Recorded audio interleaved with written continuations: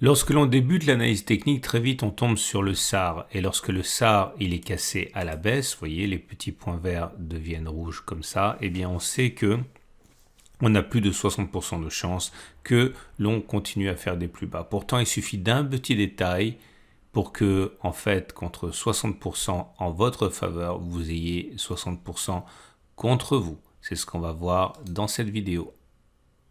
Salut, c'est Trado, je suis content de vous retrouver pour la mise à jour de l'analyse technique du CAC 40 et finalement une séance plutôt positive aujourd'hui avec 0,2%, mais ça devrait s'améliorer encore puisque les marchés américains ont très bien terminé leur propre séance, puisque suite aux dernières publications d'entreprise, comme vous pouvez le voir, on a le SP500 à plus de %, le Nasdaq à 2,4, le Dow Jones à 1,6. Autrement dit, on devrait attaquer des nouveaux sommets on va dire relatifs dès demain. En tout cas, voilà. Pour l'instant, on n'a pas réussi à aller chercher la zone de support des 73,87, 73,63, qui est pourtant la zone que beaucoup de traders visent pour prendre leur profit suite à la correction récente. Et d'un autre côté, rien n'est joué non plus pour les haussiers, puisque pour relancer la machine haussière, il faudrait clôturer au-dessus des précédents sommets, et on en est très très loin pour l'instant. Je vous rappelle également qu'on a un juge de paix. Ce gap-là, s'il s'agit d'un gap de rupture, il n'est pas voué à être comblé rapidement, loin s'en faut, sûrement pas dans la semaine. Et donc à partir de là, eh bien, tant que l'on ne clôture pas au-dessus de cette zone bleue, mauve, et a fortiori au-dessus des précédents sommets, on peut voir ici, par exemple, une progression ABC. C'est une idée comme une autre. Le chandelier du jour est positif, modérément, puisqu'on peut le voir. C'est une bougie verte qui termine plutôt dans la partie haute de la bougie, mais la longueur de la mèche haute, justement, montre qu'il n'y a pas non plus d'engouement de dernière minute pour le CAC 40. Les investisseurs sont restés assez prudents. Rien de nouveau au niveau du line break puisqu'on n'a pas inscrit de plus bas, donc on est toujours sur un régime de bloc rouge, mais un seul bloc rouge. Et attention, parce qu'on a testé hier que dans 80% des cas, le premier bloc rouge est suivi d'un deuxième bloc rouge, ce qui va dans le sens d'une remontée avant d'avoir une nouvelle décrue, statistiquement bien sûr. Les éléments techniques montrent que c'est toujours tendu. La moyenne mobile à cette période est descendante, donc la tendance immédiate est toujours baissière. Par contre, la moyenne mobile à 20 périodes montre que la tendance générale demeure haussière, de même que la tendance de fond, puisqu'on est au-dessus de la M50 et de la M20. J'ai évoqué hier plusieurs indicateurs techniques, mais je n'ai pas évoqué le SAR. Ou alors très brièvement, et j'avais expliqué que lorsque l'on cassait le SAR, ainsi, premier point vert qui devient rouge, eh bien, on a beaucoup plus de chances de faire une clôture plus bas que la clôture de la bougie qui a cassé le SAR, que d'aller chercher le SAR lui-même à la hausse. Clairement, je vais vous montrer un exemple parce que j'ai testé ça aujourd'hui. Enfin, j'ai testé quelque chose d'un petit peu différent mais qui pourrait vous intéresser. Regardez, faites pas attention au pouce, ça c'est mon backtest, mais regardez, lorsqu'on a des petits points verts comme ça, je vais prendre un exemple facile à suivre. Si vous débutez, c'est quand même plus... voilà. Quand vous avez des petits points verts comme ça, c'est le SAR qui est haussier. Et lorsque le SAR haussier est cassé, les petits points verts deviennent rouges. Et je l'ai fait juste là, il y a une heure, dans 67% des cas, donc 2 fois sur 3, eh bien, il y aura une clôture en dessous de la clôture de la bougie qui a cassé, comme c'est le cas ici ou ici, avant que d'aller chercher le SAR. Je l'ai fait 60 fois, donc 40 fois sur 20, c'est ce qui s'est produit. Autrement dit, quand on casse le SAR, il est vraiment plausible que l'on aille plus bas. Je vous montre un exemple encore ici où ça n'a pas marché. Vous avez un point vert qui est devenu rouge et on n'a pas clôturé plus bas, on est allé chercher le SAR, on a recassé le SAR à la hausse. Voilà, là ça a fonctionné. Mais là, ce qui m'intéressait, c'est de tester une chose un peu différente, puisque comme vous pouvez le voir, malgré la statistique qui était dans notre faveur, en notre faveur, est-ce que, regardez aujourd'hui, on a clôturé plus haut. Autrement dit, la bougie juste après la bougie de cassure, on a eu une bougie de hausse et pas un plus bas. Autrement dit, la statistique que l'on a envisagée il y a 3 minutes ne s'est pas réalisée une bougie après. Et j'ai été curieux pour voir un petit peu ce qui se passait généralement lorsque la bougie d'après, celle qui normalement va dans le sens de la baisse, n'est pas baissière, mais au contraire permet d'inscrire un plus haut, comme c'est le cas aujourd'hui avec 0,2%. Donc je vous montre. Donc c'est le sens des bougies que j'ai indiqué. Alors là, vous voyez, c'est un petit pouce vers le bas parce que le SAR a été cassé et on n'a pas clôturé en dessus, on a cassé le SAR au-dessus. Et ça dans un contexte où, encore une fois, la deuxième bougie, elle n'est pas une bougie baissière, hein, justement, comme maintenant.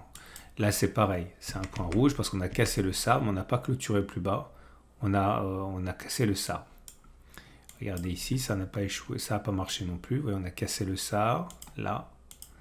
Ok. Et une fois qu'on a cassé le SAR, au lieu de clôturer plus bas, eh bien, on est venu casser le SAR à la hausse. Par contre, je vais vous donner un point vert. Alors là, je ne sais pas pourquoi j'ai mis 2, c'est une faute de... Voilà, comme ça. Là, vous avez par contre une cassure du SAR, une séance d'après qui monte, et pourtant, après, on a clôturé plus bas que la bougie de cassure du SAR, comme on est censé le faire. Okay. Bon, c'est un petit peu compliqué si vous débutez, mais ça vaut la peine. Parce que, regardez, j'ai fait le test 34 fois. 34, je montre au hasard un exemple. Là, vous voyez, on a cassé le SAR sur cette bougie.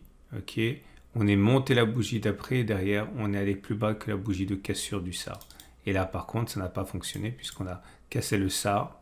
Et à aucun moment, on a clôturé plus bas. La bougie d'après, c'était une bougie de hausse, comme toutes les suivantes, jusqu'à ce qu'on casse le SAR. Donc, je dis que j'ai fait le test 34 fois. Et voilà, ça y est, c'est terminé. Voilà ce qu'on peut en dire. Là, vous voyez, on a cassé le SAR. On était censé aller clôturer plus bas, mais on a fait une bougie positive. Eh bien, est-ce qu'on a raison de continuer de parier sur une clôture à un moment plus bas que les 5467 ou est-ce qu'il faut se préparer à une cassure du SAR? Eh bien, vous voyez, sur les 64 dernières occurrences, 14 fois après avoir une deuxième bougie qui montait, et donc 14 fois on est revenu finalement clôturer plus bas que 7470, bref ça, et dans 20 cas sur 34, eh bien on est allé chercher ça. Autrement dit, alerte rouge pour les baissiers, j'ai envie de dire, il est plausible que l'on continue de monter. Maintenant que l'on a une première bougie contre la statistique. Okay, bon, je suis désolé, c'est un petit peu compliqué si vous débutez, mais si vous n'êtes pas débutant, ça pourrait vous permettre de construire des stratégies assez intéressantes. Maintenant, il faut bien comprendre que c'est pas parce que j'ai dit qu'on allait casser le SAR statistiquement que ça va se produire. Ça a fonctionné comme ça dans 59% des cas et contre 41% des cas où on a finalement derrière été clôturé plus bas que 7460 là à peu près. Et puis surtout, c'est pas parce qu'on le fait qu'on va relancer une tendance haussière, puisque vous l'avez compris, hein. 1, il faudrait clôturer au-dessus de ces niveaux-là.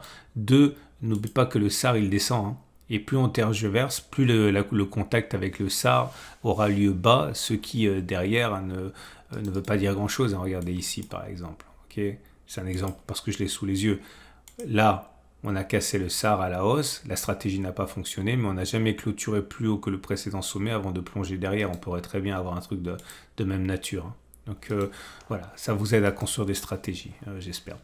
Et on va terminer avec l'Ichimoku. Je ne parle pas du reste parce qu'il n'y a rien de neuf. Hein. Bah, ça, j'ai déjà parlé du cycle de Schaff. Bon, il n'y a rien de neuf.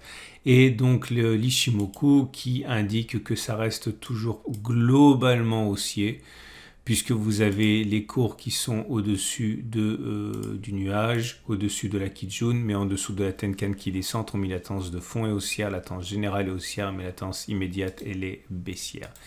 Ce qui nous amène pour terminer, j'ai l'impression que j'ai oublié quelque chose, mais je ne vois pas. Ah oui, les moyennes mobiles. Non, ça j'avais pas. Non, j'ai été rapide, je ne sais pas pourquoi. En tout cas, voilà ce qu'on peut faire pour les trades du jour. Alors, les trades du jour. Si vous êtes haussier, ben, vous avez compris, vous pouvez par exemple trader ce que j'ai mentionné. Parier sur le fait que l'on ne clôturera pas. Donc, c'est un peu compliqué avec le ratio gain-risque ici, puisque vous avez des cibles qui sont mouvantes. Hein. Donc, si vous visez par exemple le SAR, il descend, hein, Donc il faudrait calculer ça, mais imaginons que votre objectif soit à 0,97. Tant que vous ne mettez pas un stop de protection en dessous de 0,97, vous êtes dans le bon sens, puisque vous auriez un ratio gain risque de 1 pour 1, mais avec 60% de chance à peu près d'avoir votre scénario qui est validé. Okay. Maintenant, si vous êtes baissier, vous pouvez tout à fait viser la baisse, attendre que ça remonte un petit peu, puisqu'apparemment c'est ce que veulent faire les cours, et puis initier derrière un trade baissier. Voilà, imaginons que vous rentrez ici, ok, vous visez la zone de support à 2%, stop de protection large à 1,6%, vous avez un ratio guéri supérieur à 1, bon ça tient, voilà. Voilà, c'en est terminé de cette vidéo rapide. Je ne comprends pas pourquoi elle est si rapide. J'ai dû vraiment faire preuve d'oubli. J'ai oublié quelque chose, mais je sais pas. Bon, allez, excellente journée. Ah oui, et bien puisque j'ai un peu de temps, je bats le rappel pour demain. Demain, c'est samedi, et le samedi, c'est le format investissement pour le long terme, pour votre retraite. On sait à quel point c'est tendu en ce moment l'histoire des retraites. Donc, vous avez un format spécialement pour ça. C'est le samedi, et également le format sur l'or. Tout le monde sait qu'il se passe quelque chose, c'est l'ampleur de ce qui va se passer qui est inconnu, mais il se passe quelque chose. Bref, ne loupez pas demain la vidéo sur l'or et la vidéo pour la retraite. Je vous souhaite une excellente journée et je vous dis à demain pour la mise à jour.